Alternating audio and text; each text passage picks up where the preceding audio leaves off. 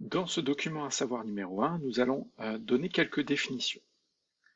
On va commencer par définir une phase. Une phase, c'est une substance ou un mélange de substances à l'état solide, liquide, qui est homogène et qui possède les mêmes propriétés.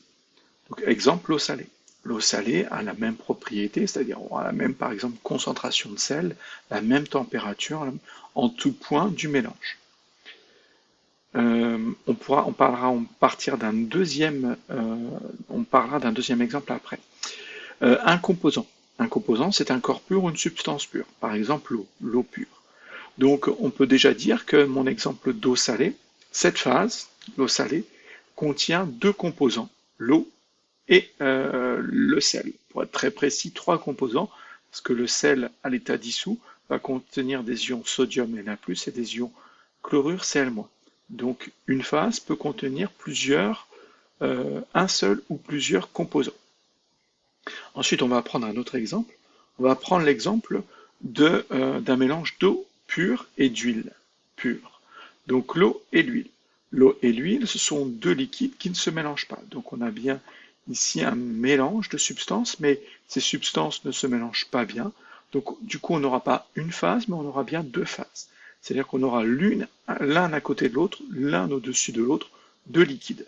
L'huile au-dessus, l'eau en dessous. Et chacune de ces phases est constituée d'un seul composant, l'eau en bas, l'huile au-dessus. Donc voilà deux exemples pour bien comprendre la différence entre une phase et un composant. Ensuite, la notion de solution solide. Donc là, ça peut apparaître un peu bizarre, parce que le terme de solution a été utilisé au lycée pour définir justement un mélange solide qui a été dissous dans un liquide. Mais il existe des solutions solides, c'est-à-dire qu'on va, à l'état solide, avoir un mélange entre un composant solide en grande majorité et mélangé avec un autre composant à l'état solide.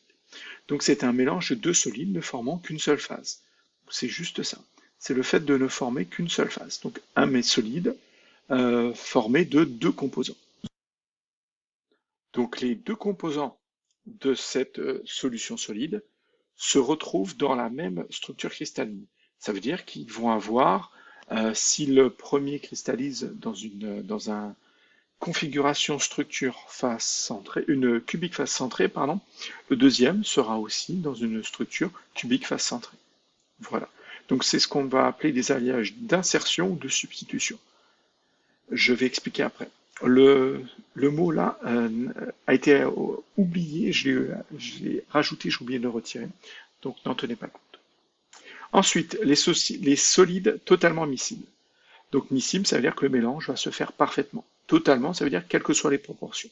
Donc on obtient une solution solide, c'est-à-dire un mélange, on obtient une seule phase en mélangeant deux solides, que ce soit des solides d'insertion ou de substitution, quelles que soient les proportions des solides. C'est-à-dire que j'ai 99% du solide A et 1% du solide B, ou 50% du solide A et du solide B, ou 99% du solide B et 1% du solide A.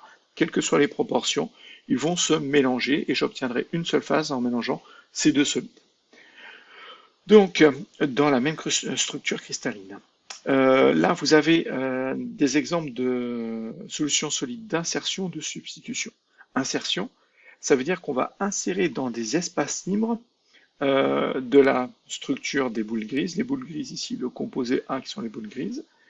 Là, il y a des espaces libres entre chaque atome. Et en fait, du constituant A et le constituant B, lui vient s'insérer, donc insertion, s'insérer dans les espaces libres.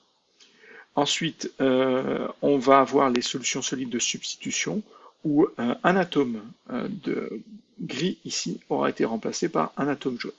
Donc ils doivent avoir à peu près la même taille ici. Là, celui qui fait une insertion doit être de plus petite taille que celui-ci. Ensuite, solides non miscibles. Les solides ne cristallisent pas dans la même structure cristalline. Ça veut dire que quand il y en a un qui fait une structure cubique face centrée, l'autre fait par exemple une structure cubique centrée. Et du coup, on obtient deux types de cristaux différents, donc deux phases l'un à côté des autres. Donc on va avoir deux phases différentes, deux types de cristaux différents. Donc on va avoir des cristaux cubiques face centrée par exemple, et des cristaux cubiques centrés les uns à côté des autres. Donc deux phases, les unes à côté des autres. Parce qu'une phase, c'est un mélange homogène, c'est une partie homogène. Donc, vu qu'on a un cristal cubique face centré et un cristal cubique centré, eh ben, le cubique face centré serait homogène s'il n'y avait que des cubiques face centrés.